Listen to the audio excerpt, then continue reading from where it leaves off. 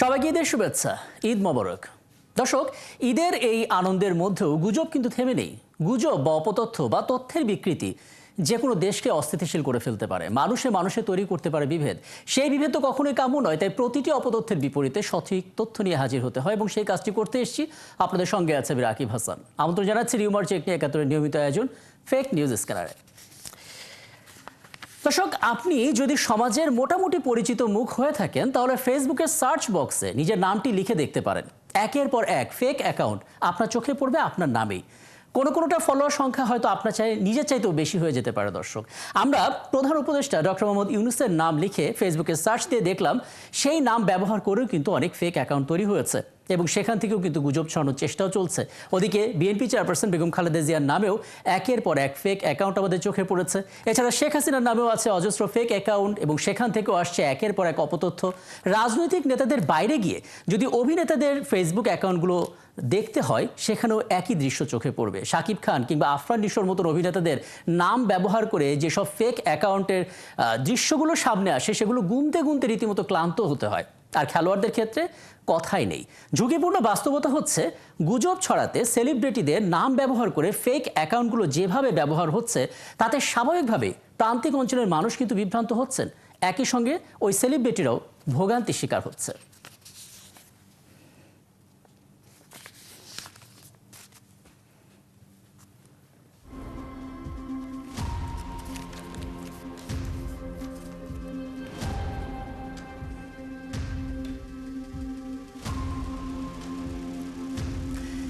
দর্শক, সামাজিক যোগাযোগ মাধ্যমে এমন অজস্র ফেক অ্যাকাউন্ট আমাদের চোখে পড়েছে এবং কিছু অ্যাকাউন্ট থেকে যে পোস্ট আসছে তাতে রীতিমতো বিস্মিত হতে হচ্ছে।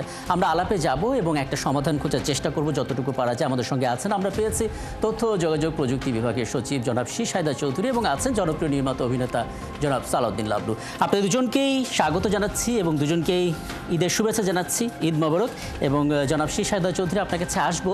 তার আগে একজন শিল্পী যেই ভোগান্তির মধ্যে আছেন এই ইস্যুতে, তার একটা কথা শুনে আসি, তাহলে আমাদের কথা বলতে সুবিধা হবে। জনাব সালাউদ্দিন লাবলু, একটু বলবেন আসলে, মানে আপনার সঙ্গে যুক্ত হওয়ার আগে আপনার নাম লিখে আমি ফেসবুকে সার্চ দিচ্ছিলাম এবং আপনার ব্লু টিক ভেরিফাইড সেটা তো আছে, এর বাইরে আপনার নামে প্রায় 5টি মতো আমরা ফেক অ্যাকাউন্ট এবং পেজও পেয়েছি। নিশ্চয়ই আপনি এটা খেয়ালও করেছেন। আপনি একটু আপনার অভিজ্ঞতা বলবেন যে কী ধরনের বিব্রতকর পরিস্থিতির মধ্যে পড়তে হয় এবং শুধু আপনি নন, আপনার এই সাংস্কৃতিক অঙ্গনে যে কলিগরা আছেন তাদের কী ধরনের অভিজ্ঞতার মুখোমুখি হতে হচ্ছে আসলে এই ফেক অ্যাকাউন্টের কারণে। ধন্যবাদ সবাইকে, ঈদ মোবারক। আপনি যেটা বললেন এটার ভুক্তভোগী আমিও। আজ থেকে প্রায় 4 বছর আগেও একই ঘটনা ঘটেছিল এবং আমাদের টেলিভিশন বা চলচ্চিত্র বা কালচারাল মিডিয়াতে যারা আছেন, যারা জনপ্রিয়, তাদের তো অনেক ফলোয়ার থাকে, অনেক পছন্দের মানুষ থাকে। সেই সুযোগটা ব্যবহার করে অনেকেই যারা এই অনৈতিক কাজটা করে, তাদের বিষয়ে আসলে প্রথমত আমরা খুবই ভুক্তভোগী এবং আমাদের এই জায়গায় সাহায্য চাওয়ার একটাই জায়গা হচ্ছে সরকার। তো এই বিষয়টাতে যদি আমাদেরকে, তো আমরা তো একজন শিল্পী, তো মনের আনন্দে সে কাজ করে, সে ক্রিয়েটিভ কাজ করছে, তার তো এই সমস্ত টেকনোলজি বা এই সমস্ত বিষয় তার মাথায় থাকার কথা না। এখন এই ব্যাপারটা নিয়ে যদি কেউ অনৈতিক কাজ করতে চায়, কেউ ফেক আইডি করতে চায়, সেটা অবশ্যই সরকারকে দেখা উচিত। আমার গত 3 বছর আগে এরকম একই ঘটনা ঘটেছিল। আমার ফেক আইডি ছিল 5টা-6টা এবং কোনো আইডি থেকে অলরেডি অনেকের কাছ থেকে কাজ দেওয়ার নাম করে, সহকারী পরিচালক হিসেবে কাজ দেওয়ার নাম করে, অভিনয় সুযোগ দিব নাম করে অলরেডি অনেক টাকাও তাদের কাছ থেকে নিয়েছে। এবং সেটা যখন আমি পরবর্তীতে ক্লেম করলাম, আমি যখন জানালাম, সেই সময় তাকে অলরেডি ধরেওছে এবং তার ব্যাংক অ্যাকাউন্ট দেখেছে, কয়েক লক্ষ টাকা সে এভাবে ইনকাম করেছে এবং তারপরে তার সাজাও হয়েছিল। যাই হোক, এই বিষয়টা নিয়ে আমরা আসলে সবাই ভুক্তভোগী। এখন এই বিষয়ে, আর এখন সোশ্যাল মিডিয়া যেরকম খুব ওপেন, আবার আমাদের বাংলাদেশের তথ্য প্রযুক্তির জায়গা থেকে আমরা অনেক স্ট্রং, অনেক ডেভেলপ করেছে। আমাদের পুলিশ বাহিনী থেকে শুরু করে সবাই অনেক ডেভেলপ। কে কোথা থেকে কি ধরনের অপকর্ম করছে বা এই ধরনের কাজ করছে, সেটা বের করা কিন্তু খুবই ওয়ান্ডুর ব্যাপার। সেই জায়গাগুলোতে আমরা অবশ্যই চাইবো সরকার যেন একটু একটু সচেষ্ট হন এইরকম ভুল। কারণ একজন পাবলিক ইমেজ, পাবলিক সেলিব্রিটি, যারা সেলিব্রিটি তারা কিন্তু পাবলিকের কাছে, জনগণের কাছে অনেক সম্মানীয় হয় এবং তারা ফলো করে তাদেরকে। তো তাদের সম্পর্কে কোনো রকম নেগেটিভ কোনো কিছু যদি তৈরি হয়, তাহলে সেটা তো জনগণের উপরে সরাসরি প্রভাব পড়ে। তো এই বিষয়টা নিয়ে আমি নিজে ভুক্তভোগী, আমার সহকর্মী অনেকেই আছে ভুক্তভোগী। এই বিষয়টা আমি দৃষ্টি আকর্ষণ করছি মাননীয় তথ্য সচিব মহোদয়। অনেক ধন্যবাদ, অনেক ধন্যবাদ। আপনি চমৎকার করে শুধু আপনার নয়, আপনার কলিগ যারা আছেন সবার প্রবলেমটাই শেয়ার করলেন। এবং জনাব শেরশাহিদ চৌধুরী, আমি নিশ্চিত এই বিষয়গুলো আপনার নজরেও আছে এবং আপনি নিজেও জানেন আসলে কী ধরনের ভোগান্তির মধ্যে পড়তে হচ্ছে। আর এখন বিষয়টা আরও জরুরি, কারণ আমরা দেখতে পাচ্ছি এখন পরিকল্পিতভাবে অপতথ্যের সঙ্গে একটা যুদ্ধ করতে হচ্ছে। আমাদের আয়োজনটা আসলে সে কারণেই। এবং এই অপতথ্য ছড়ানোর একটা বড় জায়গা হচ্ছে সেলিব্রিটিদের নাম ব্যবহার করে ফেক অ্যাকাউন্ট তৈরি করা। বিষয়টা নিয়ে আসলে কতদূর কাজ করছেন আপনারা? ধন্যবাদ। আমি আসলে সালাউদ্দিন লাবলু ভাই আমার অত্যন্ত প্রিয় একজন মানুষ। তার নির্মাণ শৈলী এবং তার যে তার মুন্সিয়ানা, এইগুলো আমাকে দারুণভাবে অ্যাট্রাক্ট করে। তো এই মানুষটি যখন বলে তার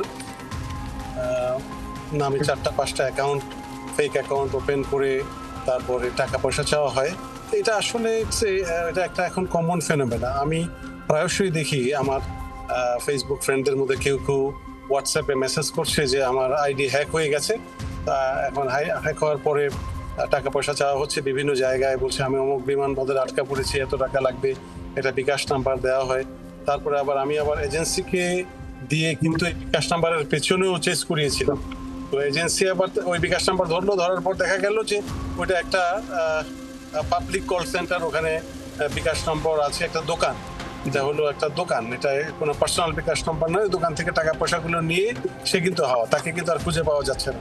তো এই যে ঘটনাগুলো ঘটছে, এটা তো ধরেন একটা চর্যবৃত্তির ব্যাপার, কিন্তু মূল যে বিষয়টি, যেটাকে আমরা misinformation, disinformation, hate speech, anti communal harmony issues, এই জিনিসগুলো বলি।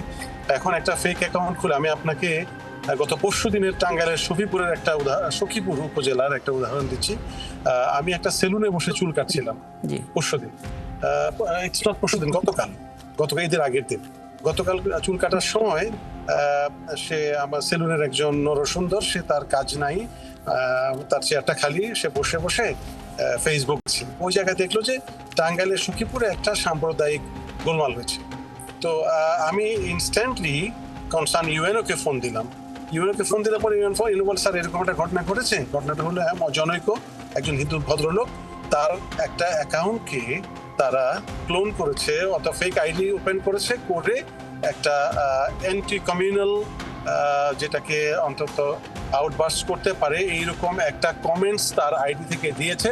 এবং এতে লোকাল যে মুসলমানরা ছিল তারা ক্ষিপ্ত হয়ে ঘেরাও করেছে। তো যাই হোক, ইউএনওর এবং যৌথ বাহিনীর তাৎক্ষণিক পদক্ষেপের কারণে বিষয়টা খুব বেশি গড়ায়নি, তারপরেও একটা টেনশন ক্রিয়েট হয়েছিল। তো বিষয়টা এই জন্য বলা যে আসলে যে কোনো একজন মানুষের আইডি ক্লোন করার সুযোগটা এখন পর্যন্ত আছে। আমি ইনস্ট্যান্টলি যে কাজটি করেছি, আমাদের বাংলাদেশ কম্পিউটার কাউন্সিলের টিম আছে, সাইবার রেসপন্স টিম আছে, সেই টিমকে দিয়ে পিটিআরসির মাধ্যমে পোস্টটা ডাউন করিয়ে দিয়েছি। তো এটা ইমিডিয়েটলি টেনশনটা ইজ হয়নি, একটু সময় লেগেছে টেনশনটা ইজ হওয়ার জন্য। কিন্তু এই যে ঘটনাগুলো একটা সোশ্যাল ইমব্যালেন্স তৈরি করছে। এখন ধরেন কায়েমি স্বার্থবাদী যারা আছে, এখন আমি বর্ডারের ভেতরকার বিষয়গুলো নিয়ন্ত্রণে আনা কঠিন হচ্ছে, কিন্তু আপনি if you think about the cross border issues, বর্ডারের অন্য পার থেকে যখন এই ঘটনাগুলো ঘটে, এই ঘটনাগুলো থেকে আসলে পরিত্রাণ পাওয়াটা খুব বেশি সহজ নয়। আমি এখান থেকে আবার আলাপটা শুরু করবো জনাব শেরশাহিদ চৌধুরী, ছোট করে। জনাব সালাউদ্দিন লাবলু, আপনি জাস্ট 2 মিনিটের মধ্যে আমাকে বলবেন আপনি কি ধরনের সমাধানটা প্রত্যাশা করেন, যেহেতু এই জায়গায় রাষ্ট্রের পক্ষ থেকে একজন প্রতিনিধি আছেন। একটা আইডিয়া আপনার দিক থেকে যদি থাকে সেটা আপনি দিতে পারেন। কোন নিরাপত্তাটা আসলে সামাজিক যোগাযোগ মাধ্যমে সবার আগে আপনি চান? না দেখেন, এই প্রসঙ্গে আমি বলি, একটু আগে মানে এই আপনার এখানে জয়েন করার একটু আগে আমার একজন বন্ধু, বাংলাদেশের অনেক বড় একজন ইন্ডাস্ট্রিয়ালিস্ট, উনি হচ্ছে ওইটার একজন ডিরেক্টর, ওনার যে চেয়ারম্যান, সে চেয়ারম্যান তাকে ফোন করে বলছে আমার অ্যাকাউন্টে 50,000 টাকা পাঠাই দেবো এখনই। তো উনি বলছে যে আমার চেয়ারম্যান আমাকে 50,000 টাকা বিকাশ করতে বলবে, এটা তো হতে পারে না। কিন্তু সে সঙ্গে সঙ্গে সমস্ত জায়গায় কথা বলে দেখলো যে আসলে ওনার নাম্বারটা কোলন করা হয়েছে। তো এইটা তো একটা বড় ব্যাপার, তাই না?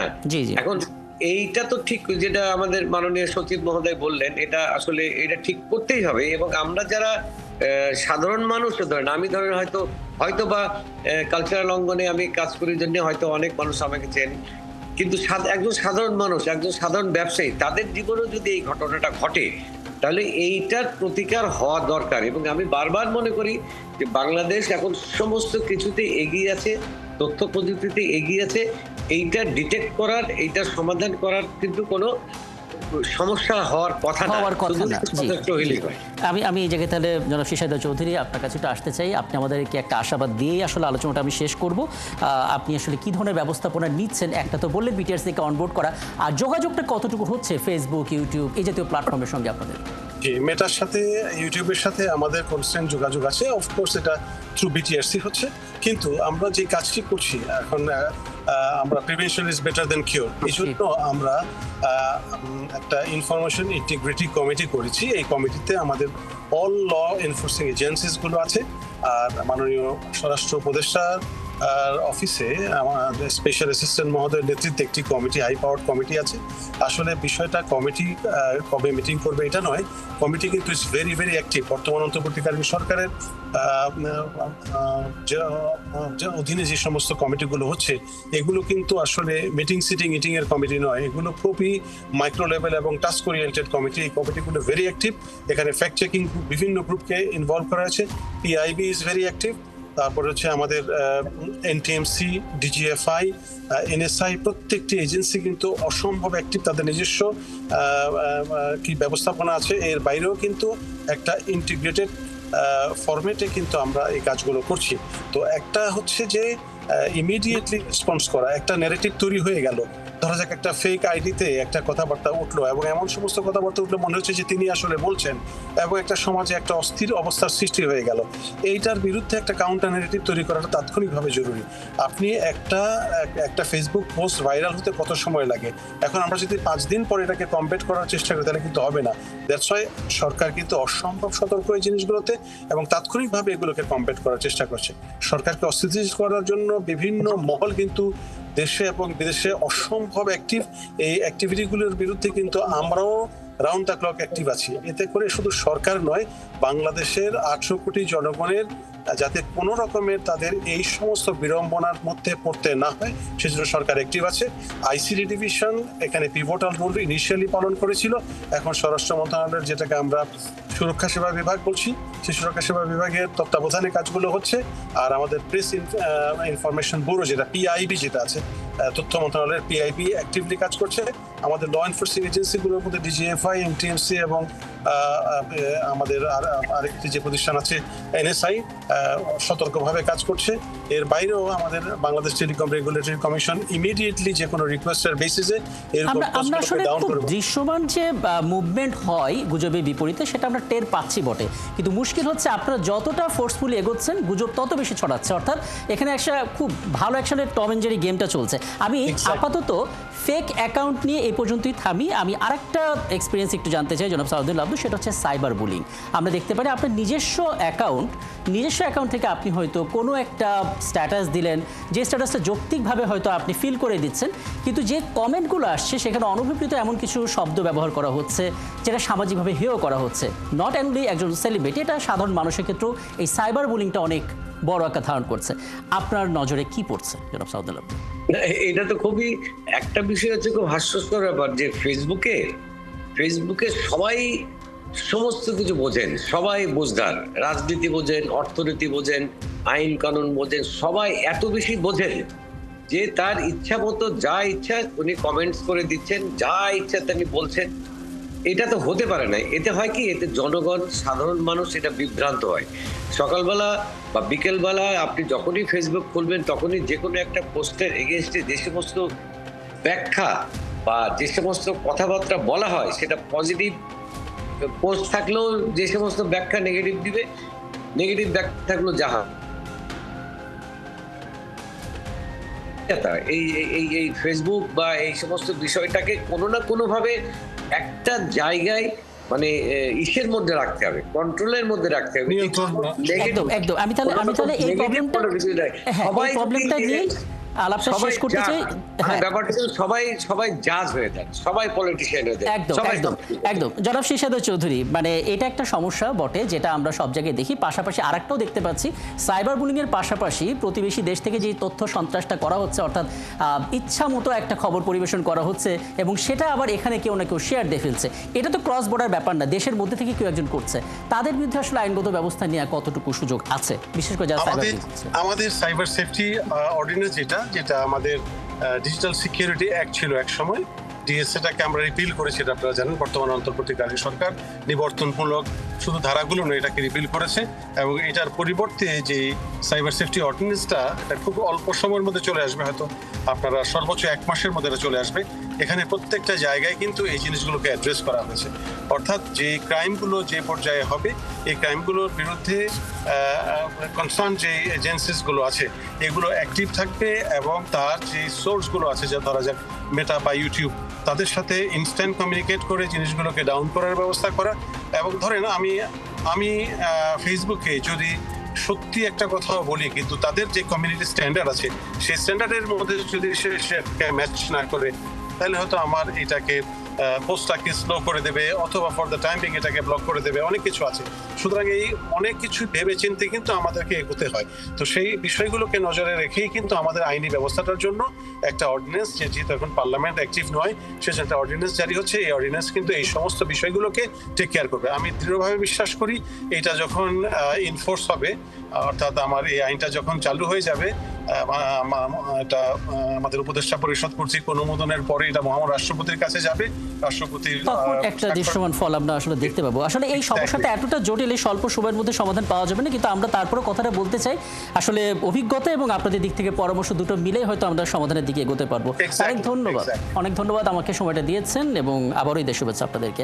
আমাদের সঙ্গে ছিলেন আইসিটি বিভাগের সচিব জনাব শিরশাদ চৌধুরী এবং অভিনেতা এবং নির্মাতা সালাউদ্দিন লাবলু। এবং আমরা মূলত কথা বলছিলাম সেলিব্রিটিদের নাম ব্যবহার করে যে ফেক অ্যাকাউন্টগুলো তৈরি হচ্ছে, গুজব তৈরি করার জন্য আসলে সেই ফেক অ্যাকাউন্টগুলো ব্যবহার করা হচ্ছে। সমাধানটা আসলে কি সেটা খোঁজার চেষ্টা করছিলাম। এবং দর্শক, আপনারা আছেন ফ্যাক্ট চেক নিয়ে 71 নিয়মিত আয়োজন ফেক নিউজ স্ক্যানারে, এবং রবি থেকে বৃহস্পতি সপ্তাহে 5 দিন আমরা রিউমার দূর করতে হাজির হব ঠিক একই সময়ে একইভাবে। এবং আপনারা যুক্ত হতে পারেন, যে কোনো খবর যদি আপনাকে সংশয় ফেলে সেটা একটি স্ক্রিনশট আমাদেরকে মেল করতে পারেন। মেল আইডি দেখতে পাচ্ছেন fns.71tv.com এখানে, অথবা ফেসবুকেও যোগাযোগ করতে পারেন www.facebook/fakenewsscanner এই ঠিকানায়। আমরা সেই তথ্যের ফ্যাক্ট চেক করে আপনাদের জানাবো।